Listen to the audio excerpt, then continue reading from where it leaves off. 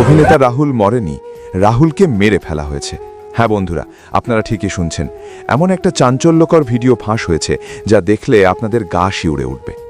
ভিডিওটিতে স্পষ্ট দেখা যায় যখন রাহুল জলের মধ্যে বাঁচার জন্য আপ্রাণ ছটফট করছিলেন, তখন ইউনিটের লোকেরা তাকে না বাঁচিয়ে তার সাথে থাকা অভিনেত্রীকে আগে বাঁচিয়ে ফেলে। আর সবার মধ্যে এখন একটাই কথা ঘুরপাক খাচ্ছে, আসলেই কি ওই অভিনেত্রী নিজের জীবন বাঁচাতে জলের নিচে রাহুলকে ধাক্কা দিয়ে ফেলে দিয়েছিল? আজ এমন কিছু ভিডিও এবং তথ্য আপনারা জানতে চলেছেন যা আপনাদের চোখকে রীতিমতো ছানা বড়া করে দেবে। দর্শক, দীঘার সমুদ্রে শুটিং করতে গিয়ে রাহুলের মৃত্যুর পর থেকেই একের পর এক রহস্য দানা বাঁধছে। ফাঁস হওয়া একটি ভিডিও এবং প্রত্যক্ষদর্শীদের বয়ান অনুযায়ী যখন বড় একটা ঢেউ এসে ধাক্কা মারে, তখন বাঁচার তাগিদে অভিনেত্রী শ্বেতা নাকি অবচেতনভাবেই রাহুলকে সজোরে ধাক্কা দিয়ে বসেন। আর সেই জোরালো ধাক্কাতে রাহুল ভারসাম্য হারিয়ে সমুদ্রের আরও গভীরে চোরাবালির দিকে ছিটকে পড়েন। এরপর যখন ইউনিটের লোকেরা উদ্ধারে আসে, তখন তারা শুধু শ্বেতাকেই টেনে তোলে, আর রাহুল চোখের পলকে জলের অতল গহ্বরে তলিয়ে যান। কিন্তু সবচেয়ে বড় প্রশ্ন হলো, চোখের সামনে একটা মানুষ যখন হাবুডুবু খাচ্ছে, তখন ইউনিটের এত মানুষ থাকা সত্ত্বেও কেন তাকে সাথে সাথে বাঁচানো হলো না? এটা কি শুধুই একটা দুর্ঘটনা, নাকি এর পিছনে লুকিয়ে আছে অন্য কোনো ভয়ঙ্কর সত্যি? সেখানে থাকা এক প্রত্যক্ষদর্শী ড্রাইভার এই পুরো ঘটনা নিয়ে এমন কিছু গোপন তথ্য ফাঁস করেছেন যা পুরো তদন্তের মোড় ঘুরিয়ে দিতে পারে। তো আর কথা না বাড়িয়ে সেই দিনের আসল ঘটনা নিয়ে একজন বিশ্লেষক ঠিক কি ফাঁস করলো, চলুন এবার ওটাই জেনে নেব। সৈকতে শুটিং যখন, কেন ডুবুরি থাকবে না, ব্যাকআপ টিম থাকবে না? অ্যাক্সিডেন্ট তো হতেই পারে, হতেই পারে। আমরা যখন জঙ্গলে শুটিং করি, আমরা যখন পাহাড়ে শুটিং করি, এমন একজন স্পষ্টবাদী সাহসী অভিনেতা, অমলিন হাসি মুখটা দেখেছি ওর। সে ভয়, কাজ চলে যাবার ভয়, কার্ড ল্যাপস হয়ে যাবার ভয়। কাকে ভয়? আমার টেকনিশিয়ানদের ভাইদের জিজ্ঞেস করছি, কাকে ভয় পাচ্ছেন আপনারা? কার্ড চলে যাবে, কাজ বন্ধ হয়ে যাবে। আজকে রাহুলের হয়েছে, কাল যে কোনো শিল্পীর, যে কোনো টেকনিশিয়ানের হতে পারে। তাহলে কেন সেই নিরাপত্তাটুকু থাকবে না?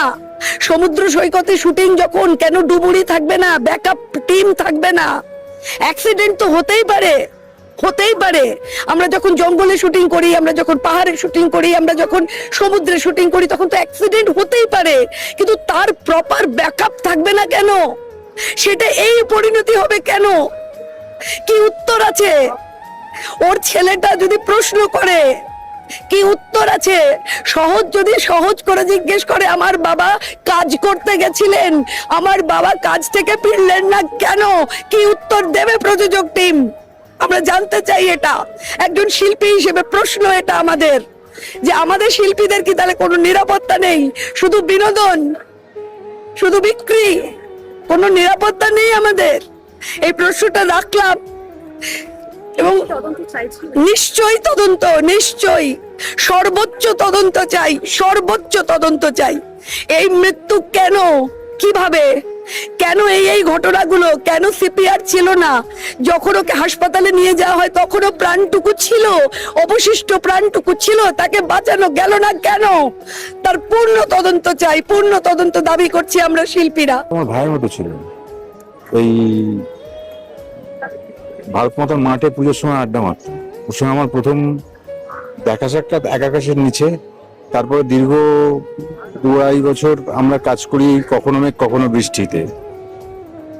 তারপরেও আরো একটা প্রোডাকশনে কাজ করা। সম্পর্ক তো আমার সঙ্গে খুব, মানে দাদা ভাইয়েরই সম্পর্ক ছিল। খুব কম কথা হতো, তো যতটুকু হতো ঠিকঠাক আর কি। মানে দেখুন, শিল্পীর মৃত্যু হয় না, কিন্তু আজকের দিনটা থেমে গেছে। এই ভাটটা এখানে আমরা যারা আছি প্রত্যেকের সঙ্গে নিয়ে আমরা যতদিন বাঁচবো এটাকে বয়ে নিয়ে বেরোতে হবে। আমি চাই ও যেখানেই থাক, ওর আত্মার যেন শান্তি হয়। মাস দুই তিনেক আগে ওর সঙ্গে আমার কথা হতো, কখনো হোয়াটসঅ্যাপ বা ইয়েতে, খুব কম। ও খুব ব্যস্ত কাজের মধ্যে। আমাদের স্টুডিওতে দেখা হয়েছিল মাস দুয়েক আগে। সারাদিন ব্যস্ততার মধ্যেই থাকে, তবু আজকে একবার কি চোখের দেখা, শেষ দেখা তার শুনে এখানে আসি। দেখা বোঝাই যাচ্ছে সেখানে প্রয়োজনীয় সিকিউরিটি মেজার ছিল না। এবার ধরো একটা শর্ট দিতে গিয়ে আমি গভীর জলে পড়ে গেলাম, যদি সেখানে ডিজাস্টার ম্যানেজমেন্টের লোকজন থাকে, রেস্কিউ লোকজন থাকে, সে আমাকে যত তাড়াতাড়ি রেস্কিউ করতে পারবে। এই ভয়টা স্বাভাবিক যে আমি কথা বলবো কালকে আমাকে এটার জন্য পেনালাইজ হতে হবে, আমার চরিত্র বাদ চলে যাবে, আমি কাজ পাবো না।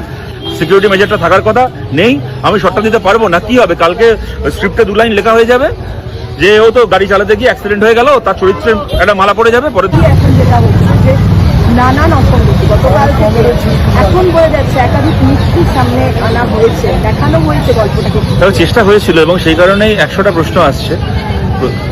প্রথম যেটা বলা হলো তা হচ্ছে ওই ইউনিটের পক্ষ থেকে বলা হলো ওনারা নাকি শুট শেষ করে প্যাক আপ হয়ে গেছিল, কলকাতায় ফিরে চলে আসছিলেন।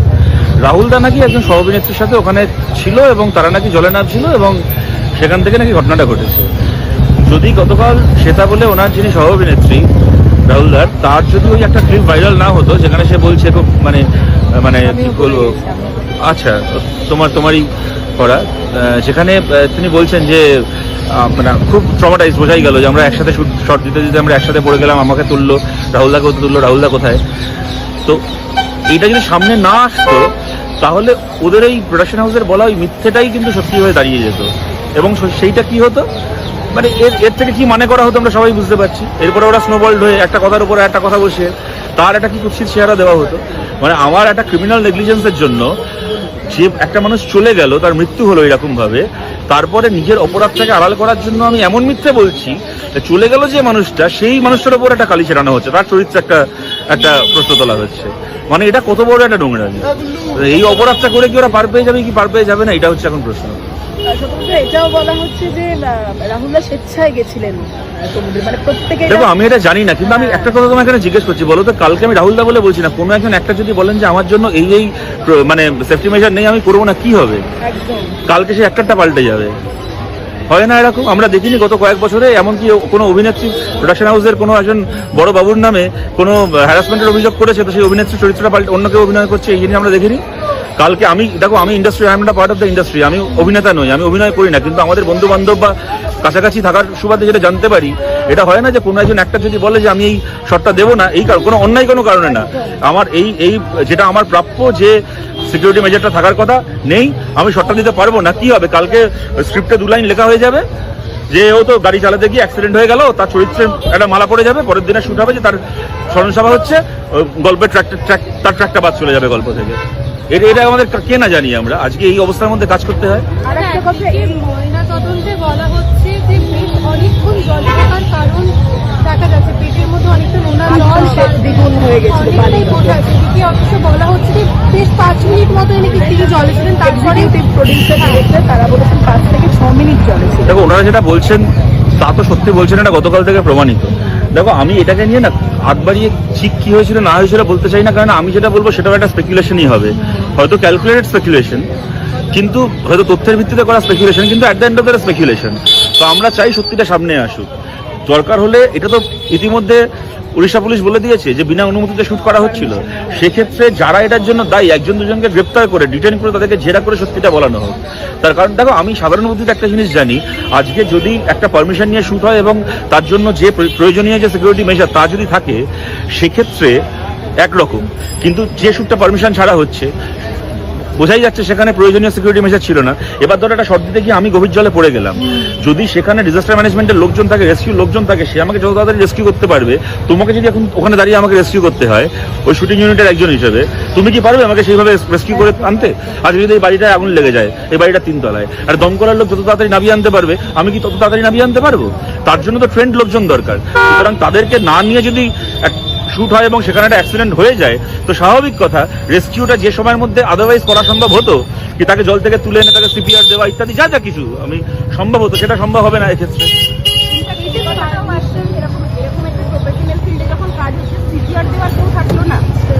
স্বাভাবিক, দেখুন আমরা আবেদন করছি, যারা ফ্রেটার্নিটির মানুষজন তাদের কাছেও আবেদন করছি, এইটা করে যেন ওরা পার না পেয়ে যেতে পারে। হ্যাঁ, না হলে এই ভয়টা স্বাভাবিক যে আমি কথা বলবো কালকে আমাকে এটার জন্য পেনালাইজ হতে হবে, আমার চরিত্র বাদ চলে যাবে, আমি কাজ পাবো না। কিন্তু তা বলে রাহুলদার এই মৃত্যুটার পরেও যদি আমরা ছেড়ে কথা বলি, মানে আজকে আমরা যে সবাই এখানে এসেছি রাহুলদা ডিজার্ভ করতো, কিন্তু ওর এই দুর্ঘটনাটা আজকে ঘটেছে বলে লোকে সিরিয়াসলি নেওয়া শুরু করেছে, কিন্তু এই দুর্ঘটনা কিন্তু যে কোনো দিন ঘটতে পারে, যে কারো সাথে ঘটতে পারে। আমি গত বছর একটি লেকে নেমে একটি সিরিয়ালের শুটিং করতে হচ্ছিল, যে নায়িকা ডুবে যাচ্ছে, আমি নায়িকাকে বাঁচাচ্ছি। আমি কিন্তু প্রযোজনা সংস্থাকে বলেছিলাম যে আমি কিন্তু সাঁতার জানি না। ওরা বললো খুব একটা জল নেই, সামান্য কোমর কি বুক অব্দি জল আছে, কিছু হবে না। আমি নেমে দেখলাম সত্যি কোমর অব্দি জল ছিল বা বুক অব্দি জল ছিল, কিন্তু এটাই যদি কোমর অব্দি না থাকতো, সাপোজ যদি আমার পা ঢুকে যেত বা কিছু একটা হতো, তাহলে কিন্তু একদম রাম নাম সত্য হয়ে যেত আমারও। তো সেই জন্য বলছি, মানে আমাদের যে কারোরই হতে পারে, খালি আমি আমার কথা বলছি না, যতজন নায়ক নায়িকারা কাজ করছে যে কারোরই যে কোনো সময় অ্যাক্সিডেন্ট হতে পারে। এইবার যেটা করতে হবে, দেখো আমরা এমন একটা কাজ করি, চ্যালেঞ্জিং কাজ, অভিনয় জিনিসটা হচ্ছে চ্যালেঞ্জিং। আজকে ফাইট সিন করতে গিয়ে আমার এরকম হয়েছে, গত বছর হয়েছে যে একটা কিক মারতে গিয়ে প্রায় 6 ফুট ওপর থেকে ধপাস করে নিচে পড়ে গেছি। তো এই অ্যাক্সিডেন্টগুলো হতে পারে, কিন্তু যেটা করতে হবে সেটা হচ্ছে প্রযোজনা সংস্থাদের এই যে রিস্কি শট যেগুলো হয় সেগুলো হওয়ার সময় প্রিকশনসগুলো নিতে হবে। এবারে কি হয়, অনেক সময় তো বাজেটের কন্ট্রোল করার জন্য বা অনেক সময় হয়তো পাওয়া যাচ্ছে না তেমন লোক। আমি বলি, আমার প্রযোজনা সংস্থা কিন্তু একদম প্রফেশনাল ফাইটারদের এনেছিল, তা সত্ত্বেও তাদের প্রফেশনালিজমের অভাব ছিল বলে আমি কিন্তু ফটাস করে পড়ে গেছিলাম 6 ফুট ওপর থেকে। তো তাই জন্য সবসময় যে প্রযোজনা সংস্থা কাটতি করতে চাইছে তা নয়, কিন্তু অনেক সময় দেখা যাচ্ছে প্রফেশনাল লোকেদের নেওয়ার পরেও কিন্তু বিপদ ঘটছে। তো কিন্তু হ্যাঁ, এই ঘটনাটা যেটা ঘটেছে সেটা তো মানে নিন্দনীয় খালি নয়, মানে মানে মানে মন একেবারে ছারখার হয়ে গেছে। মানে একটি জলজান্ত প্রাণ এইভাবে মানে হুট করে কয়েক সেকেন্ডের মধ্যে চলে যাবে, এবং ঘটনাটা তো যে অনেকক্ষণ ধরে ঘটেছে তা নয়, কিছুক্ষণের মধ্যেই ঘটেছে। তো যা শুনলাম আর কি, তো মানে তোমাদের সমাজ মাধ্যমেই যা শুনলাম, তো সেখান থেকে দাঁড়িয়ে মানে এটা খুবই অপ্রত্যাশিত।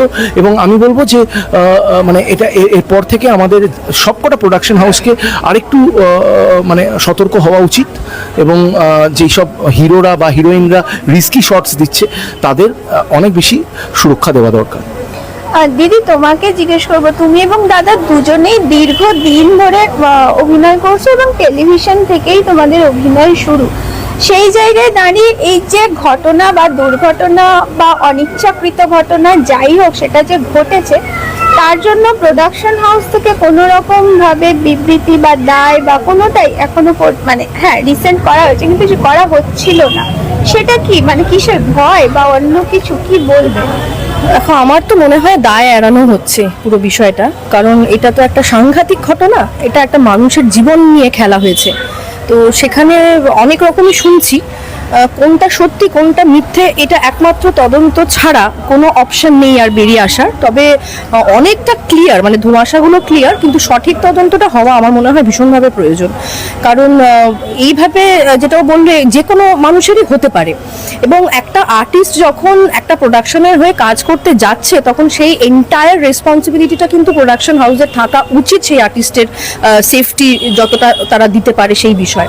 এবং অনেক সময় হয় না, ছোট্ট একটা শট, ঠিক আছে কিছু প্রবলেম নেই দিয়ে দাও না, এই জিনিসগুলো, এই চাইল্ডিশনেসগুলো কিন্তু আমার মনে হয় এখন এরপর থেকে সবার বোঝা উচিত যে এই জিনিসগুলো আমাদের করা উচিত নয়। হিরো হিরোইনকে তুমি যেটা বলবে সেটা করতে তারা বাধ্য হয়, নিজেদের প্রোডাকশন ছাড়া অন্যের প্রোডাকশনে যখন আমরা কাজ করি তখন কিন্তু আমরা সেটা বাধ্য হই করতে।